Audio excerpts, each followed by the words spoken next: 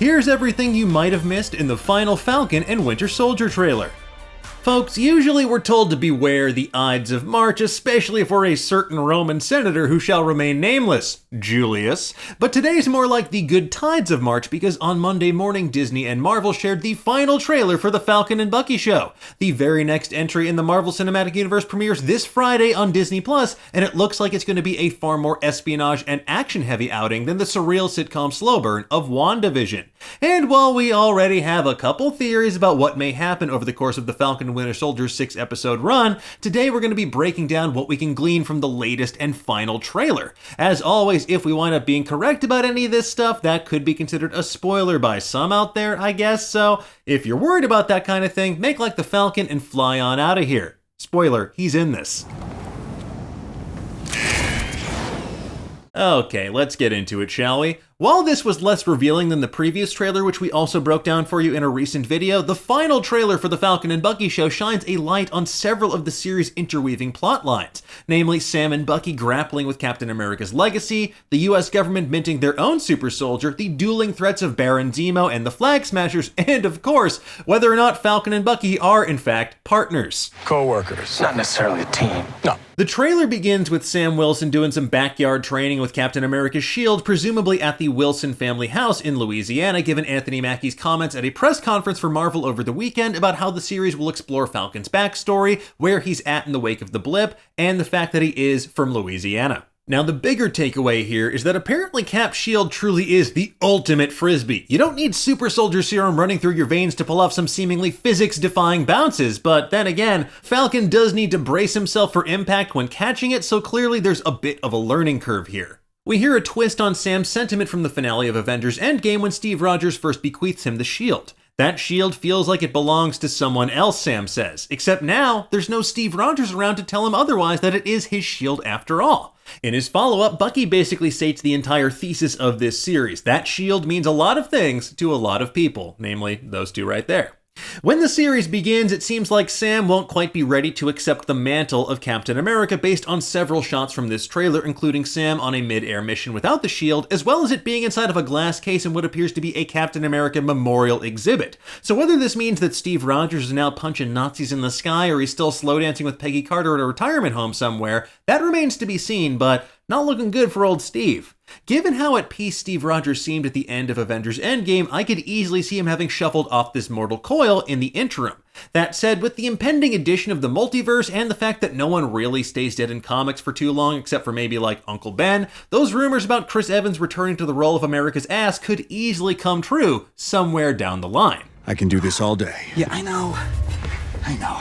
For now, though, the one thing we do know is that there's a Captain America-shaped hole in our hearts, and despite Sam's comments about the people who give symbols their meaning, the US government already has their new symbol, John Walker, their brand new star-spangled super soldier. And we see this play out through a press conference followed by a halftime show, complete with a marching band that we've seen in several trailers and clips previously. But who is John Walker, you might be asking? Well, first introduced in 1986 as Captain America 323, he was the villainous super patriot. John Walker embodied all the parts of nationalism, patriotism, and jingoism that Steve Rogers did not. Before taking on the codename of US Agent, Walker actually did become Captain America for a period of time, appearing as this more violent, hard-edged version of the Avenger that people knew and loved. Interestingly enough, as US Agent, Walker did go on to join the West Coast Avengers, which was one of the major influences on WandaVision, including that iconic Vision Quest story arc. And while the introduction of the West Coast Avengers as a full-fledged super team in the Marvel Cinematic Universe kinda seems unlikely for the time being, Rosie Knight has a theory about it for you over on Nerdist.com, which I will link to in the description below if you'd like to read more.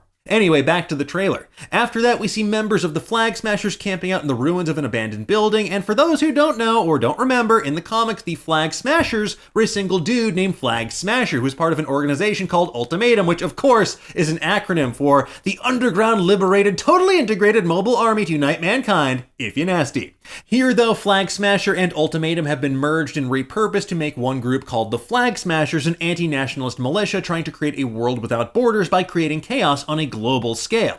So as we know from previous trailers, the Flag Smashers are superhumanly strong, and someone out there is making new enhanced individuals. Now, there are a few ways this could be explained. The obvious one is that someone's giving them a version of the super soldier serum that gave Steve Rogers his powers, and presumably John Walker some abilities too. Or maybe, as explored in a recent video, they could be mutants, or who knows, I've seen stuff out there about Inhumans, and this is like Terrigen Mist, or mutant growth hormone, a popular fast track to superpowers from the comics. It's too early to tell at this point, but go ahead, place your bets now, and prepare to get disappointed later when we learn they just did a bunch of CrossFit, or, I don't know, yoga or something. Pilates, they did Pilates. In a series of quick shots, we see a convoy of military vehicles in a desert, presumably working with Falcon on whatever mid-air mission he's seen conducting later in the trailer, and from previous trailers, we also see a brief shot of Baron Helmut Zemo holding his trademark purple mask, who, unlike his father Heinrich in the comics, did not accidentally glue his mask to his face. Now, during this sequence as well, we do see Bucky's arm burst through a wall to pull an unfortunate guard to his doom, so RIP to that guy.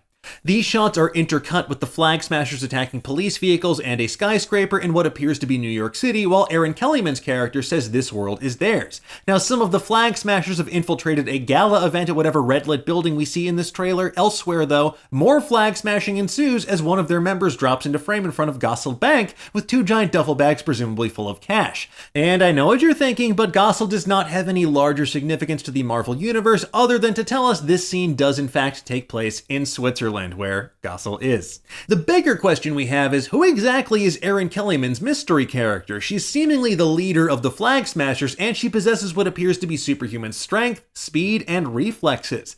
Now, Occam's razor would suggest she's playing a gender-bent version of Karl Morgenthau, the secret identity of Flag Smasher from the comics, but other theories floating around out there suggest everyone from Red Skull's daughter Sin, I guess because of her red hair, to Songbird, a character that was part of Baron Zemo's villainous supergroup, the Masters of Evil, and later she rebranded herself as a hero as part of Zemo's Thunderbolts. Now consider for a moment that there's a popular fan theory about General Thunderbolt Ross and the US government making their own super soldiers and superheroes, and how that could lead to the introduction of the Thunderbolts into the Marvel Cinematic Universe. So in that case, Kellyman playing Songbird could be like a cool Dark Horse candidate for the time being, but if WandaVision taught us anything, it's likely the simplest answer. Anyway, at the very least, she owes Sam Wilson a brand new drone because she breaks Red Wing over her knee on top of a moving truck like it's absolutely nothing. After that, we get some more context for Sam's mid-air mission, which involves taking on baddies on a moving aircraft, enemies in wingsuits, helicopters, and missiles galore. We then see a bunch of soldiers with weapons drawn surrounding someone's body on the ground. Now, this is most likely a member of the Flag Smashers, or maybe it's Bucky Barnes if he finds himself violating whatever terms he established with the government that let him avoid prosecution for literally decades of being a cybernetic Hydra assassin. After that, we get even more fight scenes with Falcon and Bucky fighting the Flag Smashers, Sharon Carter returning to kick butt in a storage yard with a nightstick. We see Sam finally wielding Captain America's shield. We see Aaron Kellyman's character running real fast. We get rocket-propelled grenades, explosions galore, and that's basically it. Ultimately, it's a much more action-packed trailer, but it does raise plenty of questions that will hopefully be answered soon enough. In the meantime, folks, tell us, what do you think of this trailer? Who do you think Aaron Kellyman is actually playing? And is Steve Rogers dead in this series? No. Let's discuss in the comments below, and for the latest and greatest in the world of pop culture, stay tuned to Nerdist.com.